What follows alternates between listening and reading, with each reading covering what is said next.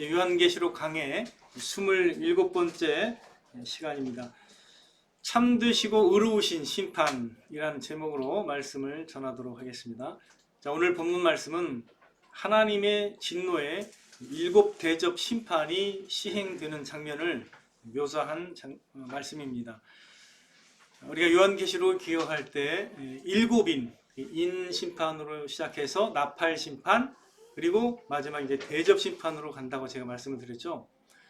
자, 오늘 대접 심판은 자, 7대접까지 이제 마지막까지 부어지는데 첫 번째부터 네 번째까지 그 심판의 영역이 있는데 땅으로부터 시작해서 바다, 강과 물, 그다음에 해 이렇게 되거든요. 이것은 나팔 심판에서와 동일합니다. 나팔 심판에서도 땅, 그리고 바다, 강과 물, 해 이렇게 되거든요. 그래서 동일한 영역이라는 걸 이제 우리가 알 수 있는데 나팔 심판에서는 3분의 1이 해를 받지만 대접 심판은 총체적인 해를 일으킵니다. 그래서 1절에 보시면 또 내가 들으니 성전에서 큰 음성이 나서 7 천사에게 말하되 너희는 가서 하나님의 진노의 7 대접을 땅에 쏟으라 하더라. 그래서 이제 이렇게 명령하시고 첫째 천사가 2절에 보니까 그 대접을 땅에 쏟죠. 그랬더니 어떻게 돼요? 짐승의 표를 받은 사람들과 그 우상에게 경배하는 자들에게 악하고 독한 종기가 난다고 이렇게 표현하고 있습니다. 사람들에게 바로 직접적으로 이제 영향을 미치는데, 그들이 짐승에게 우상한 그 짐승의 표를 받은 사람들이 이렇게 고난을 당한다라고 말씀하고 있습니다. 둘째 천사가 이제 그 대접을 바다에 쏟습니다. 근데 바다가 곧 죽은 자의 피같이 되었는데 바다 가운데 있는 모든 생물이 이제 죽게 되는 또 재앙을 받게 됩니다. 그다음에 셋째 천사가 그 대접을 강과 물 근원에 쏟게 되는데 이제 그게 이제 피가 되는 거죠. 그래서 이제 천사가 이제 이르기를 전에도 계셨고 지금도 계신 거룩하신 이여 이렇게 심판하시니 의로우시도다.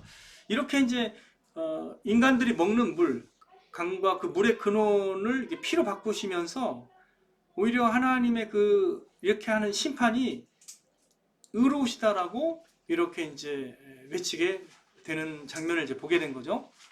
그 이유가 뭐냐면 그 이유를 이제 말씀하시는데 그들이 성도들과 선지자들의 피를 흘렸으므로 그들에게 피를 마시게 하시는 것이 합당하다라고 이렇게 천사들이 외치게 되는 겁니다. 그 이유가 그래요.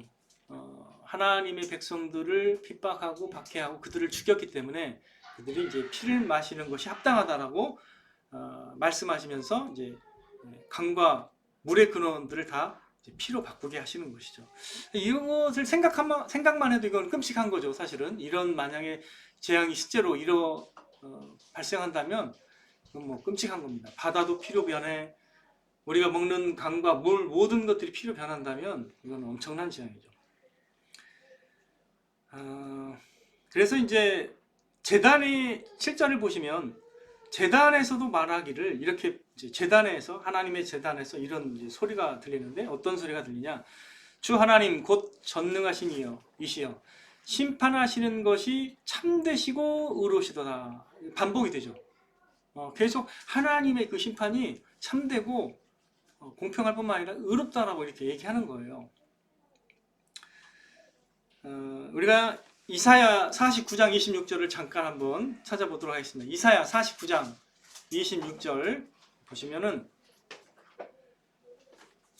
하나님이 왜 이렇게 피로 심판하시는가, 이걸 사실은 우리가 구약에서 읽어낼 수가 있는데 이사야 49장 26절 같이 읽겠습니다. 시작.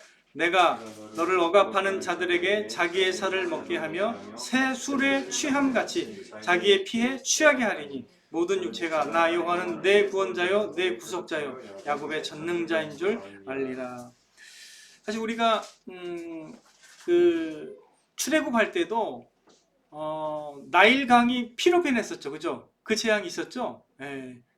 그것도 우리가 봤고 또 이 이사야의 말씀도 하나님이 이렇게 그들로 하여금 피에 취하게 한다고 표현을 하신다는 거죠. 하나님의 심판을 통해서. 그래서 이렇게 하시는 것이 합당하다라고 천사들이 외치고 있는 것입니다. 자, 넷째 천사가 이제 그 대접을 해에 쏟았습니다. 이제 그 쏟는 영역이 해인데, 해가 권세를 받아서 그게 이제 강해진 거죠. 불로 사람들을 태워서 사람들이 크게 태워졌다라고 이렇게 사도 요한이 묘사하고 있습니다. 그러니까 이제 뭐 독한 종기가 났을 뿐만 아니라 뭐 물도 못 먹죠. 바다의 모든 식량도 이제 죽게 되었죠. 거기다가 어떻게 해요? 태양이 강렬해가지고 태워졌다는 거예요, 사람들이. 그래서 이들이 이제 이러한 연속되는 재앙을 통해서 이 재앙을 행하시는 분이 하나님임을 알게 되면서 알았음에도 불구하고 이들이 어떻게 해요? 하나님의 이름을 비방하면서 회개하지 아니하고 주께 영광을 돌리지 아니했다라고 기록하고 있습니다. 하나님을 비방한 거죠. 그리고 회개하지도 않고 주께 영광을 돌리지 않았다라고 성경은 기록하고 있습니다. 자, 이것은 장차 영원한 멸망에서 맛볼 수 있는 그 불못의 끔찍한 맛을 미리 맛보는 심판과도 같습니다. 계시록 20장 15절에는 이렇게 표현되어 있습니다. 누구든지 생명책에 기록되지 못한 자는 불못에 던져지더라. 예. 그러니까 이런 어떤 태양의 그 뜨거운 심판을 이제 보면서 태워지는 그 고통을 받는 거죠. 10절에 보겠습니다. 이제 다섯 번째 천사가 그 대접을 어디에다 쏟았냐면 짐승의 왕자에 쏟았습니다. 이 세상을 이끌어 나가는 그 사탄이 부리는 사역자죠.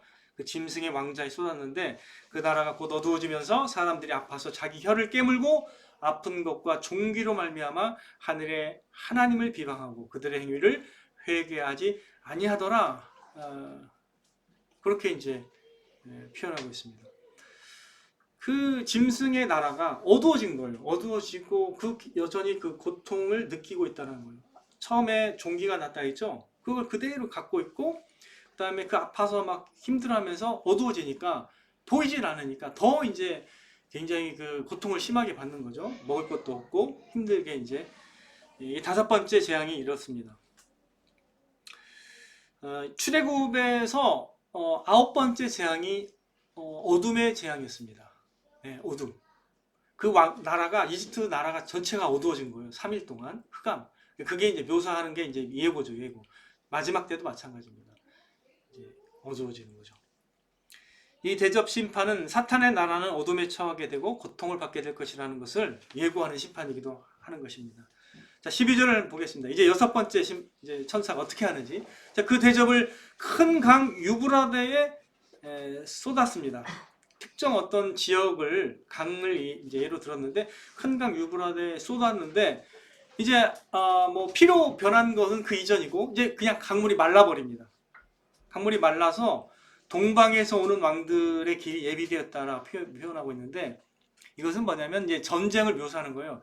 동방에 있는 그 왕들이 이렇게 쉽게 건너온다는 거예요. 유브라데 강이 있었기 때문에 로마의 경계였거든요. 그게 그 유브라데 강이. 근데 그 파르티안 족들이 그 유브라데 강을 넘어온다는 것은 전쟁을 일으킨다는 걸 의미하는 건데 여기서 이제 그것을 의미하는 거예요. 그래서 전쟁의 날이 이제 다가오고 있다는 것을 이렇게 묘사하고 있습니다. 그 방어막이 되었던 그 나라의 방어막이 되었던 그 강이 말랐다는 것은 쉽게 오간다는 거예요. 그러니까 치러 온다는 거죠. 여기 표현이 이렇게 되어 있습니다.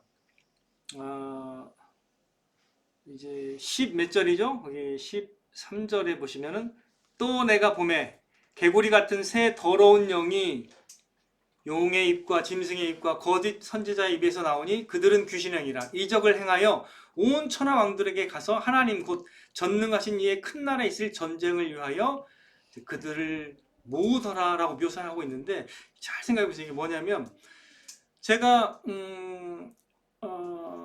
용에 대해서 여기서 계시록에 나오는 용은 누구예요? 사탄이잖아요. 근데 용이 부리는 짐승이 이 땅에서 어떤 능력을 발휘한다 했죠. 근데 그 짐승이 있고 그 짐승을 경배하도록 이끄는 거짓 선지자가 있다고 말씀을 드렸죠. 이게 제가 말씀드린 악의 삼위일체잖아요. 용, 사탄을 의미하고, 그리고 짐승이 있습니다. 용이 부린 사역자. 그 짐승이 이 세상 왕좌에 앉아서 이 모든 나라를 다스리려고 한다고 했고 세력을 얻는다고 말씀드렸죠. 그리고 그 짐승에게 경배하도록 하는 거짓 선지자가 있다라고 계시록 12장 13장에서 제가 말씀을 많이 드렸습니다. 그죠? 비유를. 자, 기억하실 텐데 이 개구리 같은 더러운 영이 이 세 명에서 나온다라는 거예요. 예, 이건 뭘까요? 이 개구리 같은 더러운 영은 뭐라고 여기서 묘사하고 있죠? 이미 말씀을 여기서 해설을 하고 있죠. 사도 요한이 뭐라고 했어요? 이게 14절에 뭐라고 하고 있죠? 이 개구리 같은 새 더러운 영이 뭐예요? 그들은 귀신의 영입니다. 예, 그들은 귀신의. 사탄의 그 나라를 이렇게 이끄는 데 있어서 귀신들의 영, 많은 그 타락한 천사들이 이제 귀신이 된 거죠. 이 귀신의 영을 인도한다고 했죠. 근데 그들에게서 악의 삼일체죠. 이 세 축이 있는데 용과 짐승과 거짓 선지자, 이들의 입에서 나온다는 건 뭐냐면 이들이 행하는 말씀 사역과 이들이 어떤 이끄는 그 이적을 통해서 그 귀신들이 활동해서 그 온 나라가 하나님을 대적하고 하나님을 비방하는 마음을 품게 되고 하나님을 함께 연합해서 대적하려고 하는 전쟁이 이제 발생하게 된다는 겁니다. 무슨 말씀인지 이해되시죠? 귀신의 활동들이 있어서 하나님의 심판이 행해지고 있음에도 이들이 하나님을 대적하는 마음을 갖게 해서 마지막 그 전쟁을 이제 위해서 이들이 모이는 거죠. 그래서 여섯째 대접 심판은 뭐냐면 마지막 날을 위해서 그냥 마지막 이들이 발악을 할 수 있도록 하나님이 이렇게 연막장선을 펼치시는 것 같은 대접 심판입니다. 무슨 말씀인지 이해되시죠? 마지막 7째 심판을 위한 그런 장치입니다. 자, 근데 이러한 마지막 그 7째 심판을 앞두고 하나님께서 15절에 갑자기 이런 말씀을 하십니다. 자, 15절 보세요. 보라, 내가 도둑같이 오리니 누구든지 깨어 자기 옷을 지켜 벌거벗고 다니지 아니하며 자기의 부끄러움을 보이지 아니하는 자는 복이 있도다 라고 말씀을 하십니다. 이게 잠깐 막간에 들어간 거예요. 6째 심판을 설명하는 도중에 이 말씀이 딱 들어있습니다. 이 말씀은 제가 나중에 더 자세히 말씀을 드리겠지만 일단 16절 한번 더 보죠. 16절 이제 6째 심판이 이어지는 대목이기 때문에 자, 새 영이 히브리어로 아마겟돈이라 하는 곳으로 왕들을 모은다고 했습니다. 새 영은 아까 뭐였어요? 용과 짐승과 그렇죠. 거짓 선지자에 나오는 영들이라고 했죠. 그 귀신의 영들이라고 했는데 이 귀신들이 활동을 해서 사람들의 마음을 이렇게 연합시켜가지고 어떻게 해요? 아마겟돈이라 하는 곳으로 왕들을 모은다고 말씀하고 있습니다. 자, 이 아마겟돈이라는 지명은 히브리어로 무기또산을 의미해요. 무기또산. 근데 무기또는 구약에서 핵심적인 전투가 벌어졌던 장소로 이렇게 사용되는 곳입니다. 그래서 이거는 아마도 제가 볼 때는 상징적인 의미가 있는 그냥 그런 어떤 장소예요. 어떤 한 특정한 장소를 가리킨다 보다는 이것은 이제 그리스도와 사탄의 마지막 싸움이 벌어지는 전 지구적인 전투 지대를 상징하는 것으로 이해하시면 됩니다. 이 아마겟돈이라는 거. 그래서 우리가 이제 영화 제목에 보면 아마겟돈 이런 말 많이 하잖아요. 성경에 나와 있는 말이에요. 그래서 그런 실제 영화도 있고 그러는데 이거는 이제 상징적인 의미로 여러분이 받아들이시면 됩니다. 자, 그렇다면 이 중간에 있는 이제 15절을 우리가 좀 봐야 되는데 이게 성경 특별히 계시록에서 요한계시록에서 7가지 복이 나와요. 7가지 복이 나오는데 복이 있도다라는 표현이 7번 나옵니다. 근데 여기 이 부분은 요한계시록 16장 15절은 세 번째입니다. 첫 번째 거는 계시록 1장 3절에 나오는데 이 예언의 말씀을 읽는 자와 듣는 자와 그 가운데 기록한 것을 지키는 자는 복이 있나니 이렇게 말씀하시죠. 계시록 1장 3절에 처음 나오고 두 번째는 계시록 14장 13절에 나오는데 지금 이후로 주 안에서 죽는 자들은 복이 있도다 이렇게 말씀합니다. 주님 안에서 죽는 자들은 복이 있도다. 우리 기억나죠? 그죠? 이 두 가지 다 기억날 겁니다. 세 번째가 이겁니다. 세 번째 복이 뭐라고요? 누구든지 깨어서 자기 옷을 지켜서 벌거벗고 다니지 아니하며 자기의 부끄러움을 보이지 아니하는 자는 복이 있도다라고 주님께서 말씀하십니다. 이렇게 심판이 막 묘사되는 중간에 딱 나오는 거예요. 하나님의 백성을 향해서 이런 자는 그러나 복이 있다라고 말씀하고 계시는 거죠. 위로가 여기에서 있는 거죠. 심판 중에 위로가 있는 거죠. 근데 특별히 우리가 이제 이 표현을 좀 우리가 기억하면 좋을 것 같아요. 자기 옷을 지켜 벌거벗지 아니한다? 이 표현이 여러분들이 여기에서 처음 듣는 건 아닐 거예요. 계시록 3장 4절과 5절에서 주님께서 7교회에 편지할 때 사대 교회에서 나오고 또 라오디게아 교회에서도 이 표현이 나옵니다. 자, 사대 교회에 계시록 3장 4절 5절에 이런 표현이 있습니다. 계시록 3장 4절에서 5절. 자, 그러나 사대에 그 옷을 더럽히지 아니한 자 몇 명이 내게 있어 흰 옷을 입고 나와 함께 다니리니, 사대 교회가 참 주님께 책망을 받았지만 그 옷을 더럽히지 아니한 사람이 몇 명 있었다는 거예요. 그 사람들은 나와 함께 다닌다라고 약속했고, 그들은 합당한 자인 연고라. 이기는 자는 이와 같이 흰 옷을 입을 것이요. 이기는 자는 흰 옷을 입을 것이라고 말씀하셨습니다. 여기서도 그래서 옷으로 많이 비유를 해요. 주님의 재림을 준비하는 어떤 사람들에게 이렇게 옷을 입으라고 말씀하고 계시는 거죠. 계시록 3장 18절도 마찬가지입니다. 라오디게아 교회에게 이렇게 말씀하시죠. 내가 너를 권하노니 내게서 불로 연단한 금을 사서 부여하게 하고, 이 중요한 말씀이에요. 이제 흰 옷을 사서 입어. 흰 옷을 사서 입어라. 그러니까 부끄럽지 않게, 벌거벗은 수치를 보이지 않게 하라, 이렇게 말씀하고 있습니다. 흰 옷을 사서 입어 벌거벗은 수치를 보이지 않게 하라 라고 라오디게아 교인들에게 말씀하고 계시는 거죠. 여러분 이제 통일성 있게 이걸 해석할 수 있겠죠? 이게 무슨 말씀인지 이해할 수 있을 것입니다. 자, 이제 마지막 그 대접을 보겠습니다. 17절에 나타나 있는데요. 17절에 7째 천사가 그 대접을 공중에 쏟습니다. 마지막 붙는 장소는 이제 아예 공중이죠. 좀 더 포괄적인 장소를 택하는 거죠. 주님이 공중에 쏟았습니다.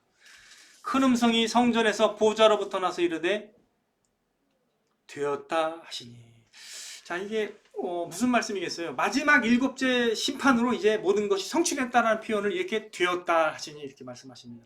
예수님이 십자가상에서 이제 죽으시면서 내가 모든 걸 다 이루었다 이렇게 표현하셨죠.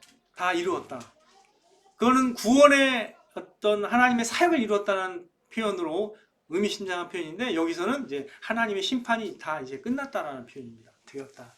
7째 대접으로 끝나는 거기 때문에 되었다, 이런 말씀을 하십니다. 악에 대한 하나님의 진노가 끝났으며 하나님의 나라가 도래하고 있음을 의미하는 것이죠. 그래서 18절과 21절, 이 계시록 16장 18절과 21절은 그 7째 마지막 심판으로 인한 그 결과를 얘기하는 겁니다. 인간 세상의 나라와 문명이 멸망하게 되는 것을 이렇게 표현하고 있는 거죠. 새 하늘과 새 땅이 도래하기 위해서는 이렇게 하나님의 심판이 행해져야 하고 멸망하는 것이 필요하다는 것을 여기서 보여주고 있는데요. 한번 잠깐 읽어보겠습니다. 18절부터 보죠. 번개와 음성들과 우레소리가 있고 또 큰 지진이 있어 얼마나 큰지 사람이 땅에 있어 온 이래로 이같이 큰 지진이 없었더라. 큰 성이 세 갈래로 갈라지고 만국의 성들도 무너지니 큰 성 바벨론이 하나님 앞에 기억하신 바 되어 그의 맹렬한 진노의 포도주잔을 받음에 각 섬도 없어지고 산악도 간데 없더라.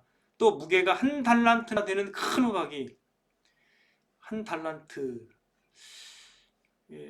제가 기억하기로는 이게 되게 무거운 걸로 알고 있는데, 1달란트가 제가 기억이 안 나는데 하여간 6kg인지 600kg인지 정확히 모르겠는데, 한번 여기 60kg, 60kg군요. 거의 기억이 안 나는데 60kg입니다.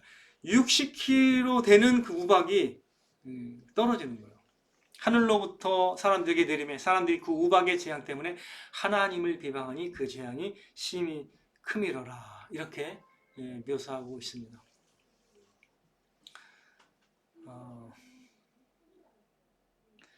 자, 이렇게 이제 묘사하고 있는데 근데 이 사람들이요, 마지막에도 어떻게 해요? 21절에 보니까 하나님을 비방하니, 이런 표현이 있죠. 끝까지 하나님을 비방하고 회개하지 않았음을 여기에서도 보여주고 있습니다. 여러분들은 어떻게 생각하십니까? 자, 짐승의 표를 받은 사람들이 계속 심판을 받고 있는 거예요. 짐승의 표를 받은 사람들. 즉 하나님을 대적하고 우상을 숭배했던 그 사람들이 처음부터 7번째까지 계속 그들이 이제 재앙을 받고 있는 건데, 이 사람들의 특징을 여기서 볼 수 있습니다. 이들은 이제 몇 가지로 이제 요약을 할 수 있는데, 좀 저는 이제 5가지로 아니 4가지로 말씀을 드린다면, 첫 번째, 이들은 그 하나님의 주인 되심과 권세, 즉 하나님의 권세를 싫어합니다. 거부해요. 하나님이 통치자라는 것 자체를 거부하는 사람들이에요. 네. 이 사람들은. 두 번째, 그들은 그들의 죄악을 인정하지 않는 사람들입니다. 그들은 그들의 죄악을 인정하지 않는다는 거죠. 여러분도 이렇게 삶을 살아가시다 보면은 이제 여러 사람들을 만나게 될 텐데, 자기의 잘못을 인정하지 않는 사람도 만나게 될 거예요. 그래서 그런 사람을 보면 주변 사람을 힘들게 하는 사람들이에요. 왜냐하면 자기 잘못을 전혀 인정하지 않기 때문에 그렇게 스스로 옳다고 느끼는 사람만큼 위험한 사람이 없어요. 항상 남 탓을 하면서 자신의 실상은 알지 못하는 사람을 여러분이 옆에 두고 있다면 여러분들은 굉장히 괴로울 것입니다. 그들은 부패한 열매를 맺으면서도 자기 옳다고 생각하는 사람들이에요. 그래서 절대 돌이키지 않습니다. 남의 말을 듣지를 않습니다. 네, 그런 사람이 세상에 여전히 존재한다는 걸 여러분이 이제 경험하면서 알게 될 겁니다. 이제 그와 같은 사람들은요, 결국 세 번째 특징인데, 그들은 그래서 하나님을 비방해요. 네, 자신의 죄를 인정하지 않을 뿐더러 더 나아가서 하나님을 비방하는 겁니다. 온전하신 하나님을 비방하고 왜곡시킵니다. 달리 표현하면 네 번째로, 그들은 절대로 돌이키지 않는다는 거예요. 그러니까 돌이키지 않아요. 바꾸지 않습니다. 자신을. 끝까지 스스로 옳다고 여기고 끝까지 자신의 옳지 못한 태도를 오히려 지지하죠. 자, 그런 사람들은 결국 하나님의 멸망을 받게 되는 거죠. 여러분들. 그럼 반대로 생각해 보세요. 그러나 자신의 악을 보고 죄악을 느끼는 사람들은 겸손에 이를 수가 있는 것입니다. 두 가지 종류의 사람이 있는 거예요. 하나님을 대적하는 자들이 있는 것이고, 하나님께 순복하고 하나님을 인정하는 사람들이 있는 것이죠.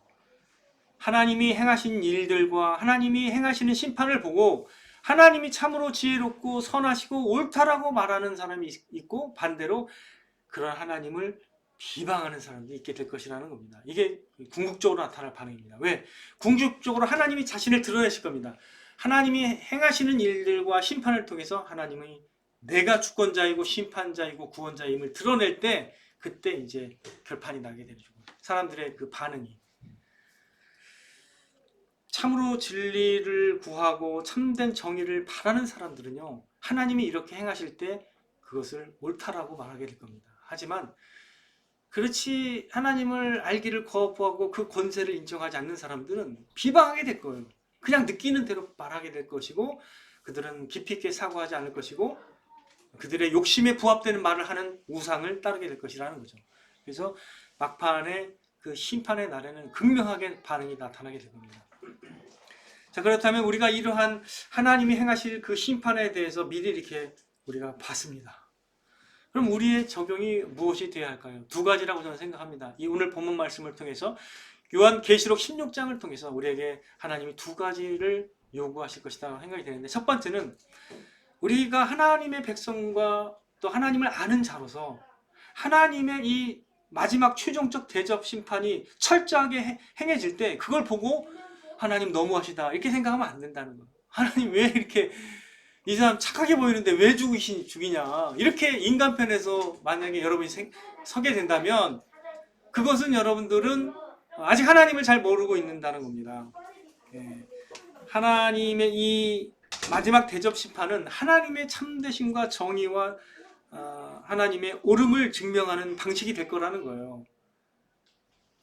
세상에 아무리 지혜 있다라고 자부하는 사람일지라도 다 사실은 부분적으로 아는 거거든요. 부분적으로 알고 공평하지 못합니다. 그들도 사실은 공평하지 못한 거예요. 아무리 지혜로운 사람이라도 모든 걸 알고 있다고 자부하는 사람이라면 그건 거짓말인 거죠. 그죠? 근데 그렇게 자부한다는 사람이 어떤 판단을 내릴지라도 사실 그거는 굉장히 제한적인 판단이라는 거죠. 우리 하나님의 사람들도 부분적으로 아는 거예요.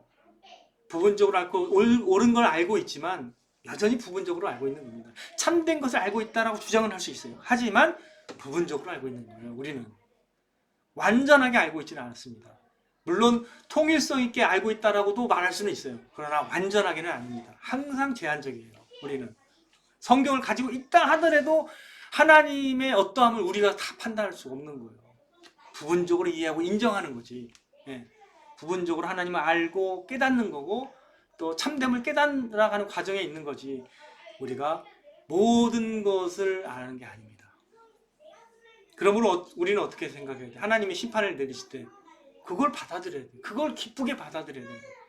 하나님이 옳고 지혜롭고 공평하다라고 우리는 믿고 받아들여야 된다는 거죠. 그게 성도의 의무라는 거죠.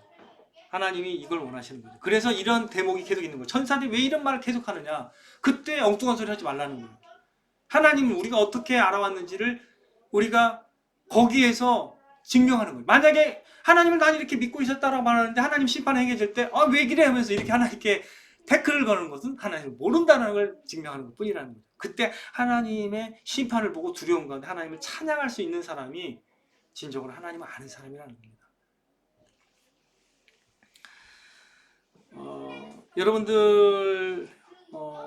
여러분들도 이제 우리가 이제 이 세상의 분위기를 좀 더 이제 말씀을 드린다면 오늘날은 이 사람에게 누구한테 판단받는 것을 좋아하는 사람은 없어요. 특별히 우리가 포스트 모던 시대에 살고 있기 때문에 모던 시대에 살 때는 어떻게 되냐면 왕의 판단이나 어떤 지도자의 판단을 주로 이렇게 받아들이는 편이었어요. 판단을. 예, 그게 근대적 정신이라고 그래요. 근데 근대를 지나면서 전쟁이 일어나고 막 세계 1차, 2차 전쟁이 일어나는 거예요. 인간을 신뢰했다가 갑자기 인간의 판단이 틀릴 수 있다는 거. 어떤 그들이 믿고 있어왔던 그 신념의 그 작용이 굉장히 불공평하게 나타나는 걸 안 거죠. 갑자기 전쟁이 일어나질 않나, 막 유토피아를 추구했던 공산주의가 난리를 치지 않나, 이렇게 보니까 어때요? 기준이라는 게 오히려 없지 않을까, 이런 반대 급부로 간 거예요. 뭔 말인지 이해되시죠? 그러니까 포스트 모던의 특징이 뭐예요? 기준이 없는 겁니다. 그래서 상대주의가 더 다가오는 거예요. 상대주의가 더 은혜롭고 진리처럼 다가오는 거예요. 아, 그럴 수 있지. 이렇게 모든 걸 다 그럴 수 있지로 판단을 해버리는 거죠. 그러면 어떻게 해요? 절대적인 걸 주장하면 억압으로 보는 겁니다. 이 말 이해되세요? 절대적인 걸 주장하는 사람이 마치 나를 억압하는 것 같아. 그래서 이제 오늘날 성경의 주장이 약식 그런 관점을 가진 사람들에게는 마치 조금 불편해 보이는 겁니다. 하지만 여러분들 또 반대급부로 가면 안 돼요. 그것은 인간의 불완전함이 있었기 때문에 잘못된 걸 진리라고 주장했기 때문에 그런 일이 발생한 것 뿐이지 하나님이 그렇다고 진리가 아니고 하나님의 말씀이 진리가 아닌 것이냐? 그게 아니라는 거죠. 그런 문제가 아니라는 거예요. 그래서 오늘날 포스트 모던 가운데 그 문화는 판단받는 걸 되게 싫어합니다. 이걸 꼭 그걸 알아야 돼요. 판단받는 것 자체가 억압으로 보인다는 걸 꼭 기억하셔야 돼요. 여러분. 근데 여러분마저 성도들마저 하나님의 판단을 받는데 막 거부하면 여러분도 똑같이 되는 거예요. 무슨 말인지 이해되시죠? 아, 하나님이 못된 것 같아. 마치 막 못된 그 주인같이 보이는 거예요. 마치 막 심판을 막 항하니까 아, 저 사람이 내가 보기에는 착해. 그 우리가 보는 게 겉핥기시 아닌가요? 그죠? 우리가 보는 건 겉핥기잖아요. 우리는 내 머리로 판단하는 거잖아요. 그러나 하나님은 다 아신다는 거예요. 중심을 다 아신다는 거예요. 왜 이렇게 오래 참으셨을까? 오히려 하나님의 인자심과 긍휼이 이렇게 크다라고 생각해야 되는데 거꾸로 생각하는 거야. 아, 이게 하나님이 인자가 없다고 생각하는 거야. 그렇지 않습니다. 전혀 그런 게 아니에요. 엄청 오래 참으셨어요. 하나님은 엄청 오래 참으시고 기회를 주시고 계속 기회를 주십니다. 이 마지막을 얘기하시는 거예요. 마지막에 이렇게 하신다는 거지. 지금 하나님이 나타내시지도 않았는데 그렇게 일을 행하신다는 게 아닙니다. 심판하신다는 게 아니에요. 다 보여주셨어요. 이런 모양 저런 모양 여러 가지로 다 보여주셨죠. 하지만 그들이 마음을 닫는다는 거예요. 계속 심판이 행해지는데도 회개하지 않아. 그죠? 해서 여러분들이 생각할 때는 우리 성도들은 뭐냐면 첫 번째 하나님의 심판이 진짜로 진실하고 지혜로우신 것이고 참되시고 의롭다라는 걸 여러분이 고백할 수 있어야 됩니다. 그게 굉장히 참된 성도의 자세입니다. 여러분 여기서 흔들리면 안 돼요. 포스트 모던적인 사상에 여러분이 움직여져서 상대주의로 막 보기 시작하고 뭐 어떤 관용의 관점으로 이게 더 큰 사랑인 것처럼 생각하면 안 돼요. 그게 아닙니다. 진짜 사랑은 하나님이 자기 아들을 내어주시면서 이미 다 보여주셨어요. 하나님께 나오라고. 그러나 그걸 거부했기 때문에 하나님이 이렇게 하시는 것입니다. 세상은 그래서 자신이 주인이 되어서 자신이 신이 되어서 판단하기를 좋아해요. 그래서 오늘 모든 싸움은 헤게모니 싸움이라고 이해하셔도 됩니다. 제가 사실은 우리 처가댁에 갔다 왔는데 모든 과정이 그냥 다 헤게모니 싸움으로 막 서로 판단하면서 서로 싸워요. 무슨 말인지 아시죠? 나는 이런 판단을 받기 싫다는 거 아니라고 얘기하고 다른 사람은 또 이렇게 느끼고 이렇게 판단하고 막 난립니다. 그 판단의 주인이 되고 싶은 거야. 자기는 다 면죄받고 싶은 거야. 자기가 옳다고 증명받고 싶은 거야. 다 그래요. 사람 마음속에 다 그게 있어요. 헤게모니 싸움입니다. 판단의 주인이 되고 싶은 거예요. 그래야 자기가 옳음이 증명이 되고 자기 말이 맞다라고 증명되기 때문에 자기를 그걸 기뻐하는 거예요. 다 사람은 다 그 욕구가 다 있습니다. 무슨 말인지 아시죠? 내가 맞다라고 인정받기를 원하는 거예요. 그렇게 근데 그건 인간의 정의입니다. 하나님의 정의가 다 인간의 정의가 다 있어요. 자기 말이 옳다라고 말하고 싶어서 봐봐 그때 내가 이렇게 말하지 않았냐 이걸 우리는 다 말하잖아요. 사실 다. 물론 적절히 있어도 괜찮아요. 인간의 모습 속에는 괜찮아요. 그걸 비난하려고 하는 게 아니에요. 제가. 그러나 진짜 정의는 하나님께 계시다. 하나님께 있다라는 걸 알라는 거죠. 우리의 잔머리로 판단하지 말라. 하나님을. 그래서 우리는 삐뚤어진 마음으로 하나님을 완고한 주인이라 완고한 통치자라고 비방하지 말라는 겁니다. 성도들은 결코 그래서는 안 됩니다. 디도서 1장 15절 성경이 이렇게 말씀하고 있어요. 깨끗한 자들에게는 모든 것이 깨끗하나 더럽고 믿지 아니하는 자들에게는 아무것도 깨끗한 것이 없고 오직 그들의 마음과 양심이 더러운지라. 사실 우리가 하나님이 행하신 일을 이해를 못하는 이유는 우리의 마음이 둔하고 더럽기 때문이에요. 하나님을 진짜 알고 순수하게 받아들인 사람은 그들의 마음이 준비됐기 때문입니다. 그래서 우리가 준비돼야 어떻게 보면 우리의 마음이 겸손하게 준비되면 하나님을 이해하고 또 하나님이 행하신 일을 더 깨달을 수 있다는 거예요. 자, 이제 두 번째 우리가 적용할 게 있습니다. 두 번째 적용할 건 뭐냐면요. 15절 말씀처럼 깨어 있어서 자기 옷을 지키고 벌거벗고 다니지 아니하며 자기의 부끄러움을 보이지 아니하는 성도의 삶을 살아야 됩니다. 성도들은 하나님의 심판을 참되시고 의롭다고 고백할 뿐 아니라 깨어 있어서 주님의 재림을 정결하게 준비해야 되는 것입니다. 그럼 어떻게 깨어 있을 수 있을까요? 깨어 있어서 자기 옷을 지킬 수 있을까요? 그럼 뭐냐면 제가 앞서 늘 설명했지만 우리의 죄악과 치욕을 능히 덮을 수 있는 것은 오직 어린 양의 보혈의 옷뿐입니다. 계시록 7장 13절에도 이 흰옷을 입은 자들이 누구냐? 또 어디서 왔느냐? 했을 때 천사가 말했습니다. 어린 양의 피에 그 옷을 씻어 희게 된 자라고 이렇게 말씀하고 있죠. 어린 양의 피에 씻은 사람. 믿음으로 그리스도의 의를 얻게 되면 우리는 벌거벗지 않을 수가 있는 것이죠. 그리스도의 완전한 의를 얻게 된 것입니다. 하지만 우리가 이 세상에서 살아가면서 죄에서 완전히 벗어나는 영화의 상태에 있지는 않습니다. 그래서 자기 옷을 깨어서 자기 옷을 지키라고 말씀한 거예요. 그 칭의를 붙들고 그리고 실제적으로 거룩한 삶을 추구하라 이런 뜻입니다. 자기 옷을 지키라는 것은 벌거벗고 다니지 말라는 뜻은 칭의뿐만 아니라 칭의에 굳게 설 뿐만 아니라 성화의 과정에서도 이렇게 거룩함을 추구해라 이런 말입니다. 이 두 가지 적용을 기억하시기 바랍니다.